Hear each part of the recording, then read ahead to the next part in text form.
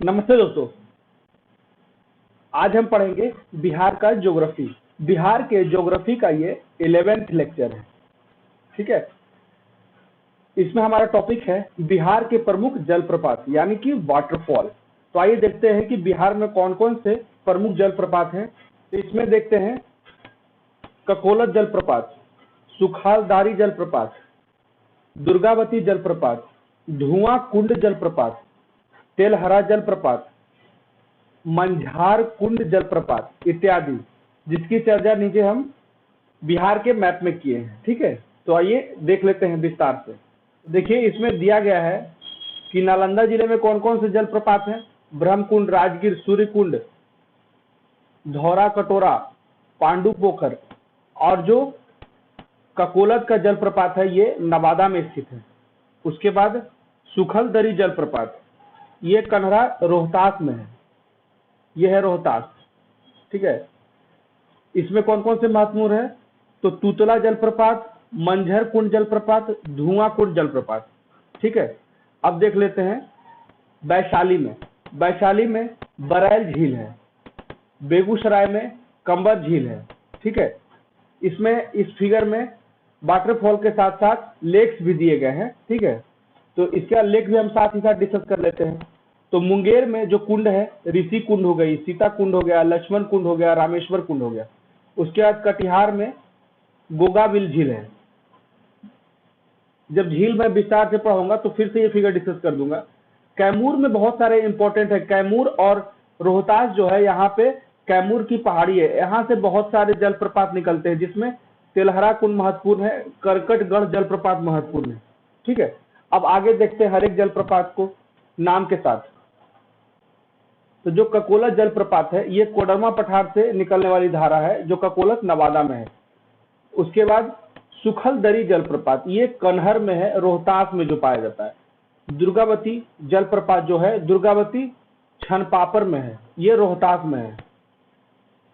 उसके बाद धुआं कुंड जलप्रपात, अभी हमने मैप में देखा था, काबा में है, रोहतास में। तेलहर कुंड जलप्रपात दुर्गावती नदी के निकट है, ये भी कैमूर में है। कैमूर और रोहतास में बहुत इंपॉर्टेंट जलप्रपात पाए जाते हैं। ठीक है, जियार कुंड जलप्रपात, ये फुलवरिया में है, फुलवरिया जियार कुंड, ये भोजपुर। ठीक है, ओखरीन कुंड जलप्रपात गोपथ में है, जो रोहतास में है। मंझर कुंड जलप्रपात, ये सासाराम में है। उसके बाद राकिम कुंड जलप्रपात, गायघाट, रोहतास, सबसे ज्यादा रोहतास है। 3, 4, 5 तो इसमें जलप्रपात जो महत्वपूर्ण 10 है, उसमें से 5 रोहतास में ही है। ठीक है, और एक कैमूर में। तो रोहतास और कैमूर दोनों साथ में, एक सासाराम वहां पे ही है।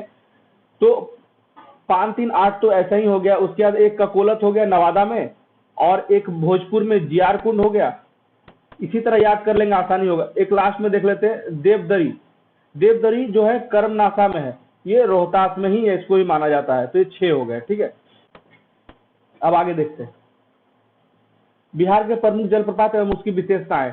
तो ये जैसे लिखा हुआ है उसी तरह से, जैसे ककोलत जलप्रपात, सुखलदरी जलप्रपात, धुआं कुंड जलप्रपात, दुर्गावती जलप्रपात। अब इसी का हम विश्लेषण देख लेते हैं। जैसे ककोलत जलप्रपात, तो ककोलत जलप्रपात जो है बिहार का सबसे प्रमुख जलप्रपात है, जो नवादा में पाया जाता है।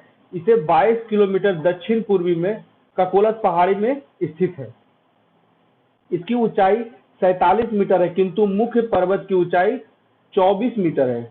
कोडरमा पठार से आने वाली 7 जलधाराओं के मिलने से ये जलप्रपात बनती है। ठीक है, ये याद रखिए, कोडरमा पठार से आती है, और ये 7 जलधाराओं के, इस तरह से मान लीजिए 7 जलधाराएं आ रहे हैं, तो यहाँ मिलने के बाद ये वाटरफॉल गिरता है। ठीक है, उसके बाद सुखलदरी जलप्रपात, बिहार, उत्तर प्रदेश, मध्य प्रदेश और छत्तीसगढ़ की सीमा पर बसा यह जलप्रपात कन्हर नदी पर स्थित है। ये एक और सवाल बन सकता है कि सुखलदरी जलप्रपात है कितने राज्यों को टच करती थी, बिहार, यूपी, एमपी और छत्तीसगढ़। ठीक है, जिसे कर्पूरी ठाकुर पर्यटन स्थल के नाम से भी जाना जाता है।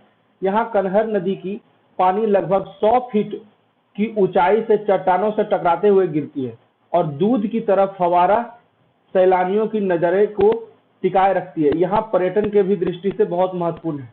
यह जलप्रपात बिहार, मध्य प्रदेश, छत्तीसगढ़ और उत्तर प्रदेश के वासियों के लिए पिकनिक स्पॉट के लिए प्रसिद्ध है। यहाँ पर दिसंबर माह से नव वर्ष मतलब कि 1 जनवरी तक भीड़ जमा रहता है। इस स्पॉट का मकर संक्रांति मतलब 14 जनवरी के दिन भव्य मेला का आयोजन होता है।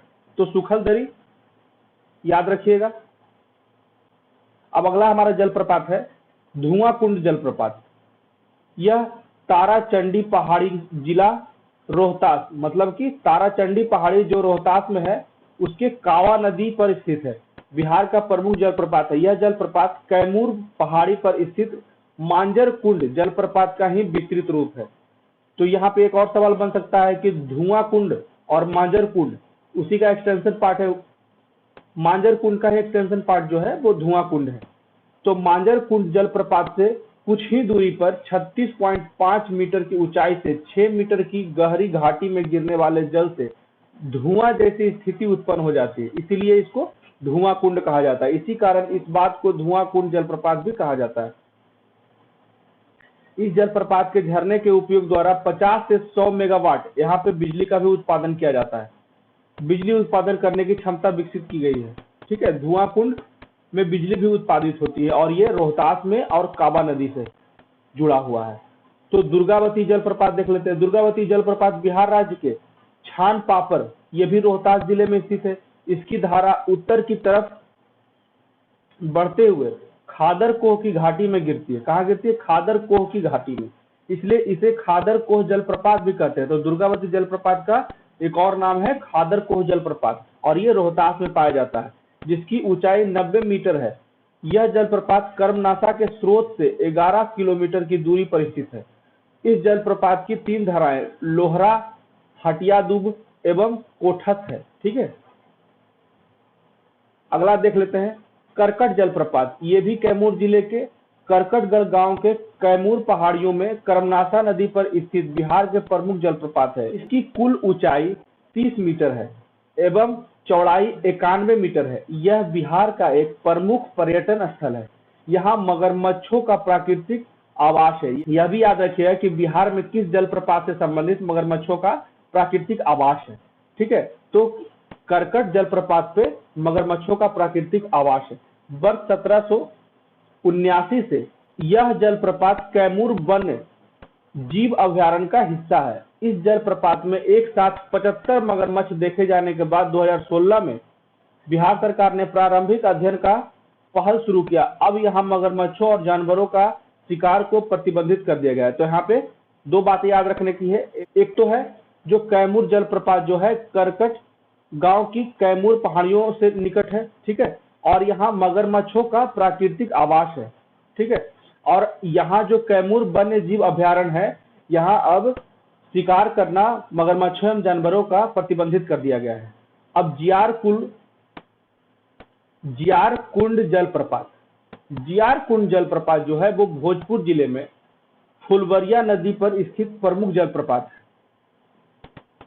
अब अगला जलप्रपात देख लेते हैं तेलहर कुंड जलप्रपात। तेलहर कुंड जलप्रपात बिहार के भभुआ जिला में भभुआ अधौरा मार्ग पर स्थित है, जो 80 मीटर की ऊंचाई से गिरते हुए शीतल जल की झरना की खूबसूरती तथा चारों ओर पक्षियों की चहचहाट एवं हरियाली प्रकृति की सुंदरता को बढ़ा देती है एवं पर्यटकों को मोहित कर लेती है। इस जलप्रपात की पानी हमेशा ठंडी रहती है। ये भी याद रखिएगा कि कौन सा है?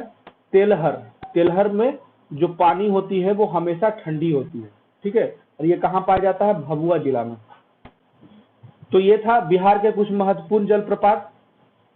ये एक छोटा छोटा वीडियो इसलिए भी बनाता हूँ कि आसानी से इसे याद कर सके और जो टॉपिक में आपको कंफ्यूजन हो वही टॉपिक डायरेक्ट निकाल के देख सके, इसलिए मैं इसे प्लेलिस्ट में भी ऐड करता जा रहा हूँ। मेरे वीडियो को ज्यादा शेयर कीजिए, मेरे वीडियो को लाइक कीजिए, कमेंट कीजिए और मेरे चैनल को सब्सक्राइब कीजिए। ठीक है, प्लीज सब्सक्राइब कीजिए मेरे चैनल को। Thank you.